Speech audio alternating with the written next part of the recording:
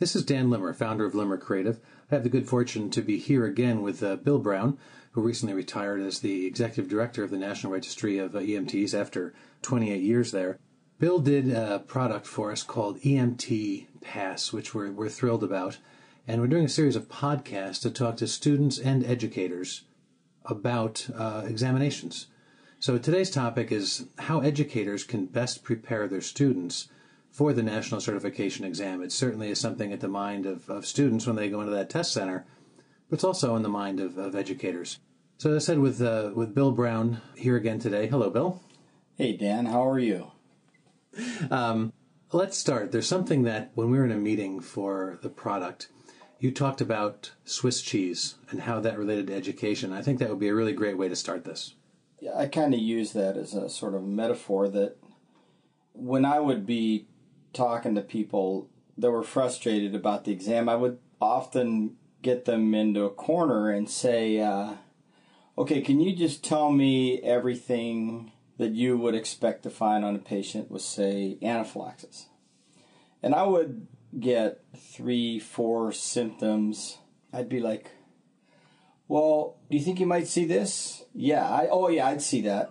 What about this? Yeah, that would, I'd see that too. Well, would you think this would be present? Yeah, that would be. Well, then why didn't you tell me about that? Well, I didn't know how much depth you wanted. And so in quizzing people, I got the feeling that there was holes in their thought process. And I wondered whether they were exposed to them or they had the mental capacity to absorb them. So I just called that like a Swiss cheese type of thing. I got this rectangular piece of cheese with holes in it.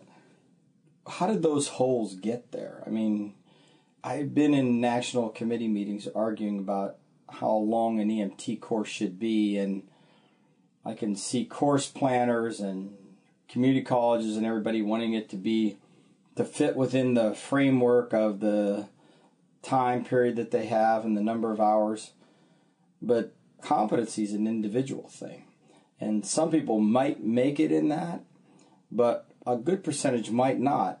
And if I'm the teacher, how do I fill those holes? Where do I direct the kid to? And, what can I do to help them if they're motivated? Because I think that we need motivated people and we need compassionate people in EMS.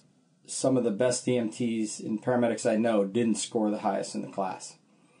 They had that stuff inside. And so how can we fill these holes? That's part of what this comprehensiveness is about. So as instructors, you have your time limits and you have your obligations, and certainly teaching the skills is pretty time consuming for people with two left hands. If they're right-handed, that would be. And where do you get this? And you have the PowerPoints, and some people are just not born educators, and so they can use all the resources that they can, and so comprehensiveness and that sort of thing is definitely going to be a help for them, and which I think that this app, it covers all the holes that I could possibly think of from all of the experiences that I have. A couple of questions are going to come up. I'll give them to you all, and you can prepare.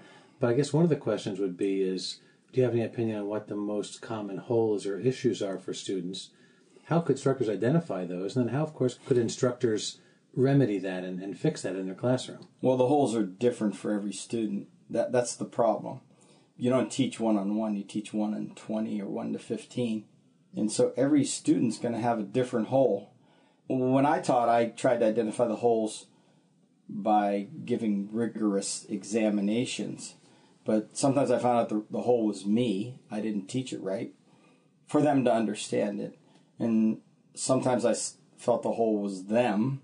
And when I say them, I mean I'm talking about the top 33 percentile group of the class, because there's nothing you can do about the bottom 33%. We don't know why they can't absorb the information.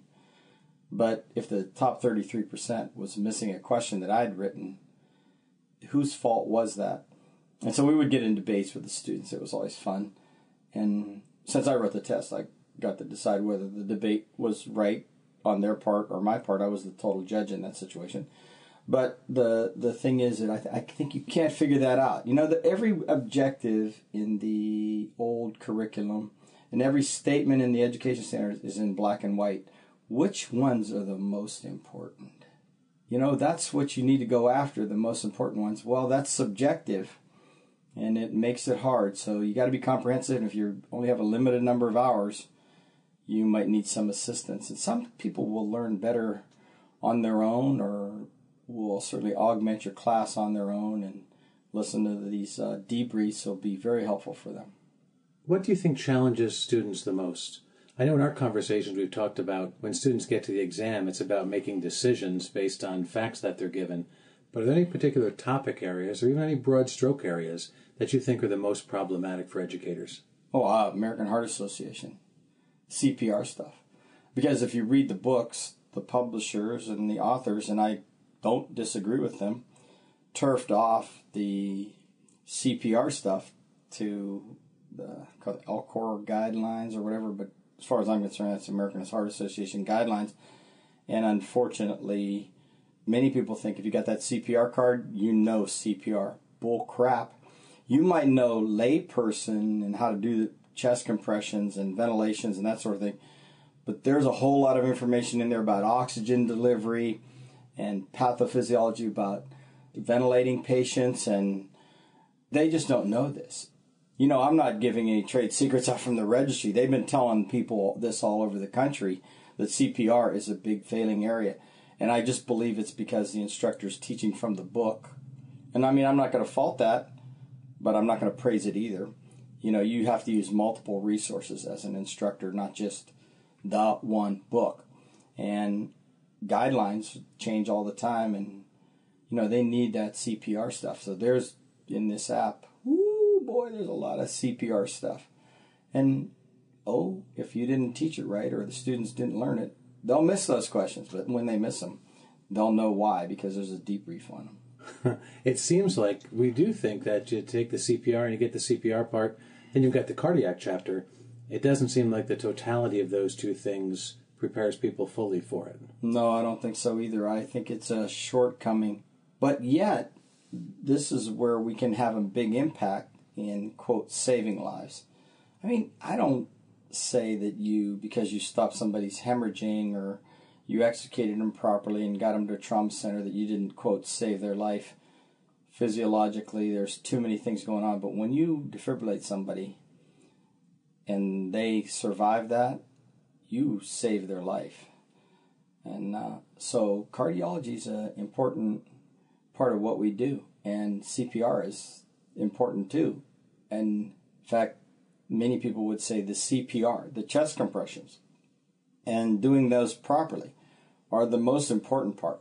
I'm an electricity guy though, but you know, there are people that believe that if you don't do that CPR perfectly, and the research has almost shown that if you don't do it perfectly, it's going to be a problem. Well, I don't think in today's courses that they're striving to do that.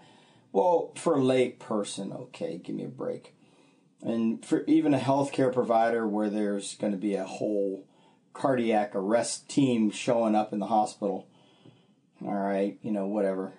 But us, two guys in the back of the ambulance, or a guy and a gal in the back of the ambulance, hey, buddy, we're the only ones there that maybe even know what to do. We better do it right.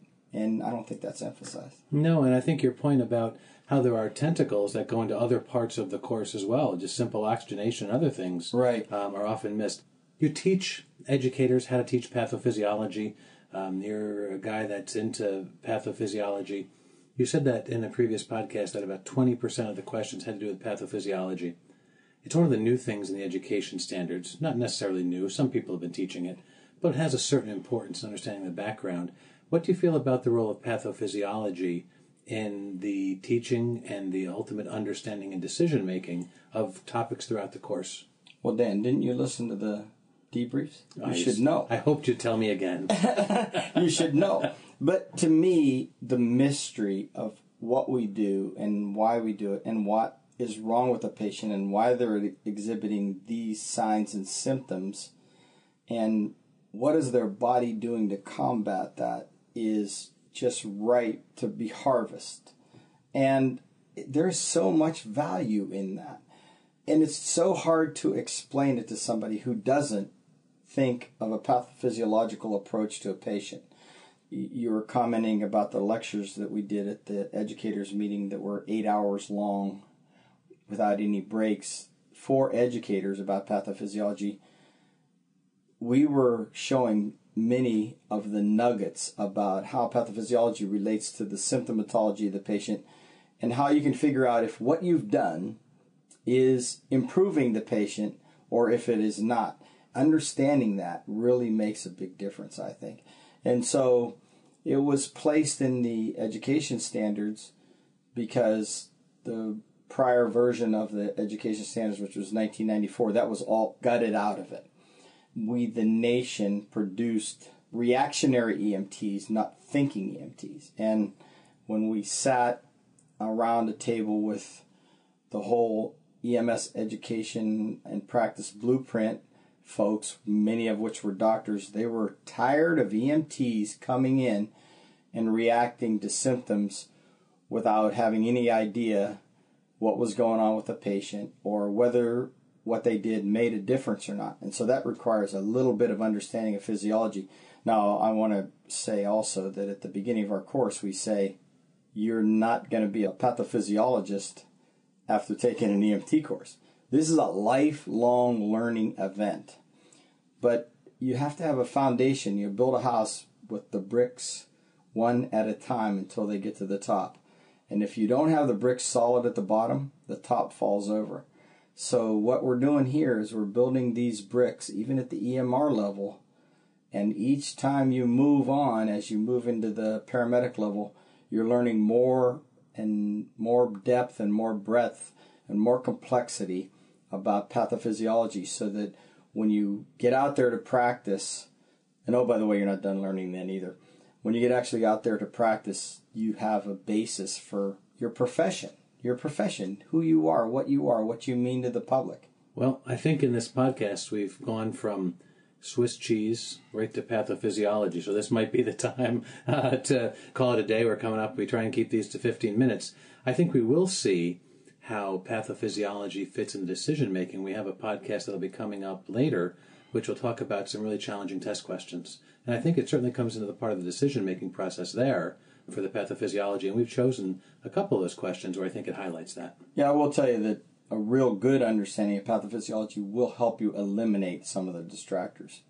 And it will also help you eliminate distractions that are on the scene. All right. So this is Dan Limmer and Bill Brown. Limmer Creative is www.limmercreative.com. Hope that you'll stop by and check out Bill's product, EMT PASS.